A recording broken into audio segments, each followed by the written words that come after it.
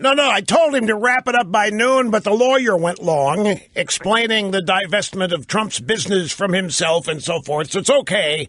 He's not going to go on much longer. Hi, folks, Rush Limbaugh. We're going to join the Trump press conference now. It's a work of art.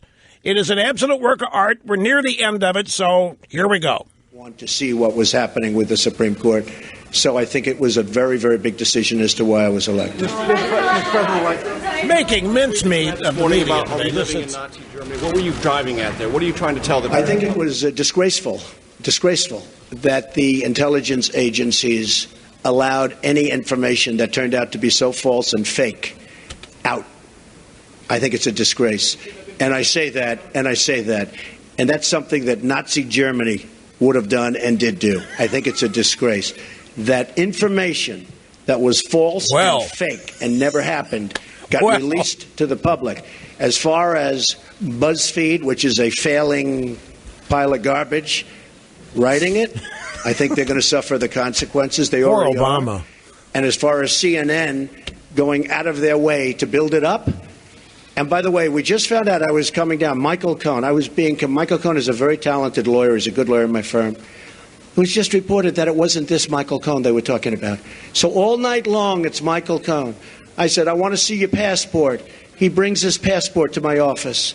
I say, hey, wait a minute. He didn't leave the country. He wasn't out of the country. They had Michael Cohen of the Trump Organization was in Prague. It turned out to be a different Michael Cohen. It's a disgrace what took place. It's a disgrace. And I think they ought to apologize to start with Michael Cohen. Sir, since you're attacking us, can you... It's the Trump press conference, and we're just finishing up with it here. So hang in, be tough, folks. Since you are attacking our news organization, can you give us a chance? Your organization You are attacking our news organization. Your organization. Can you give us a chance to ask a question, sir? Go ahead. Sir, can you state... Quiet. Mr. President-elect, go ahead. Can you state categorically... She's asking a question. Don't be rude. Mr. President-elect, can you give us a question? Don't be rude. You're attacking us. Can you give us a question? Don't be rude. No, I'm not going to give you a question. I'm not going to give you a question. Can you state categorically... You are fake news. Sir, go ahead. Can you state categorically that nobody...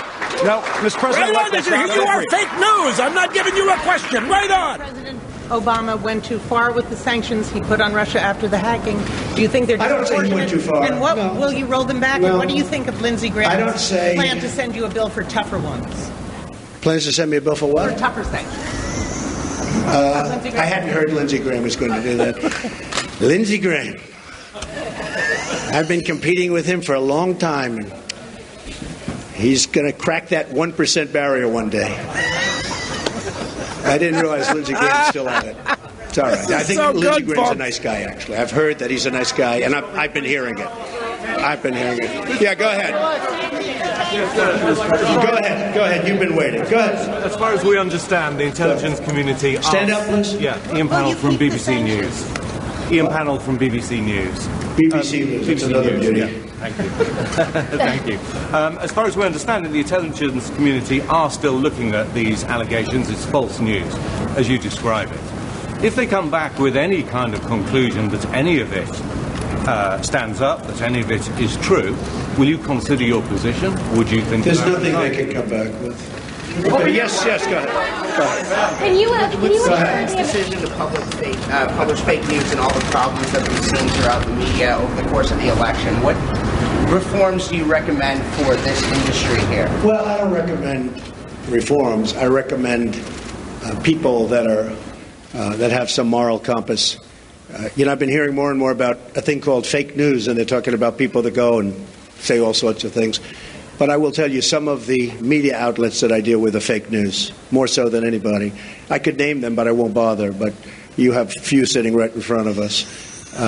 So they're very, very dishonest people. But I think it's just something we're going to have to live with. I guess the advantage I have is that I can speak back. When it happens to somebody that doesn't have that kind of a megaphone. That's not it. They can't speak back. It's a very that's sad not thing. it. I've seen people destroyed. It's part of it. I've seen people absolutely destroyed. And I think it's very unfair. So all I can ask for is honest. I can't wait to explain this to you. Reporters, yes. I just want to follow up on the questions about the U.S. intelligence community and be very clear about what you're saying. Do you trust your U.S. intelligence officials? And what do you say to foreign policy experts who say you're actually weakening national security by waging this war of words against that community? Intelligence agencies are vital and very, very important.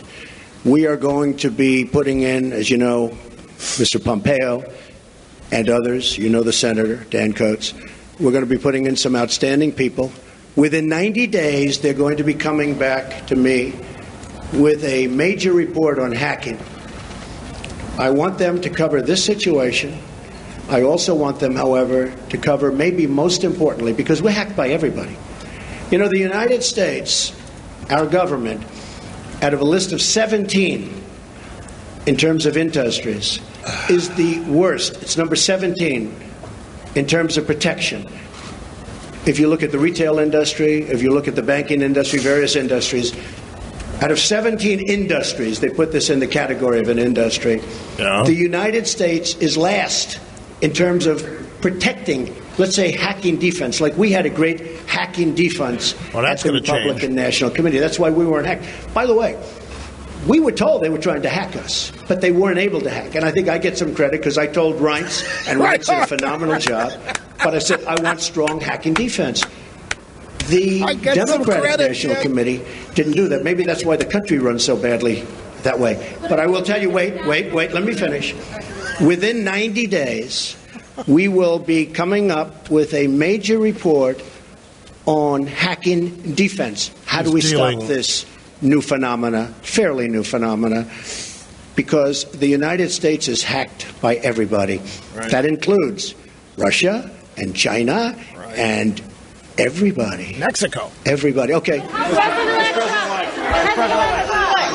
ahead. Mr. President-elect, you said just now that you believe that Russia indeed was responsible for the hacking of the DNC and John Podesta's emails, etc. But you know what? Could have been others also. But why did you spend weeks undermining the U.S. intelligence community before simply getting the facts and then making a public statement? Well, I think it's pretty sad when intelligence reports get leaked out to the press. I think it's pretty sad. First of all, it's illegal. You know, these are classified and certified meetings and reports. And I'll tell you what does happen. I have many meetings with intelligence, and every time I meet, people are reading about it. Somebody's leaking it out. So then I said, maybe it's my office. Maybe my office. Because I have a lot of people, a lot of great people. Maybe it's them. And what I did is I said, I won't tell anybody. I'm going to have a meeting, and I won't tell anybody about my meeting with intelligence. And what happened is I had my meeting. Nobody knew, not even Rona, my executive assistant for years. She didn't know. I didn't tell her. Nobody knew. The meeting was had. The meeting was over. They left. And immediately the word got out that I had a meeting. This is what they don't know how to deal with. Folks. I don't want that. I don't want that. It's very unfair to the country. It's very unfair to our country what's happened. That report should have never, first of all, it shouldn't have been printed because it's not worth the paper it's written on. And I thank the New York Times for saying that. I thank a lot of different people for saying that. But I will tell you, that should never, ever happen. Okay.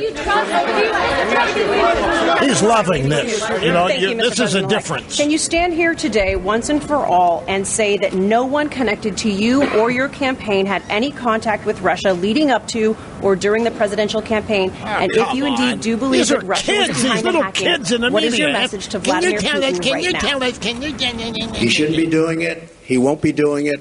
Russia will have much greater respect for our country when I'm leading it than when other people have led it.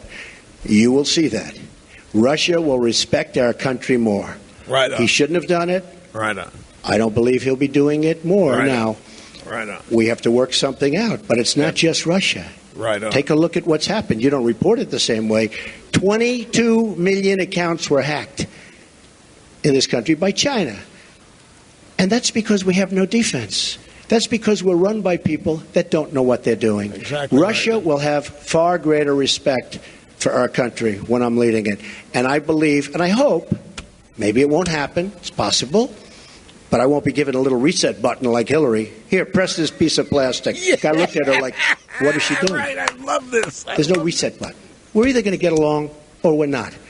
I hope we get along, but if we don't, that's possible too.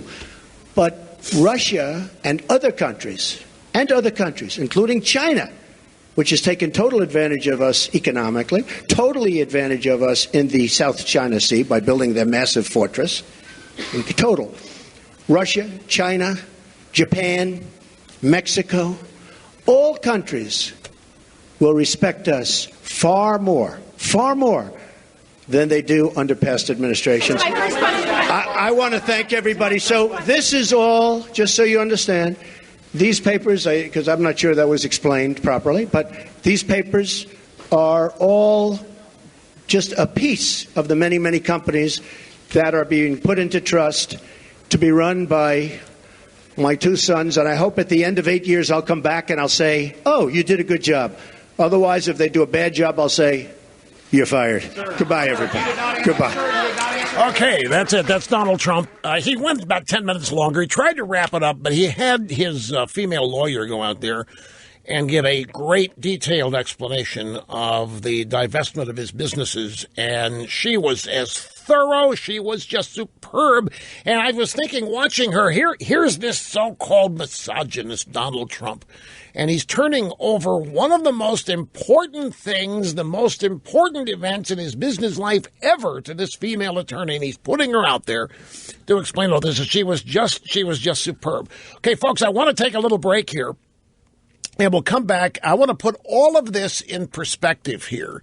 What happened starting last night with CNN and BuzzFeed, which got all of this going today.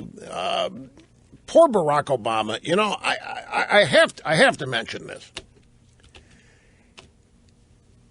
There was not one question that Trump got about Barack Obama today. Barack Obama did his farewell address last night. And it's totally gone.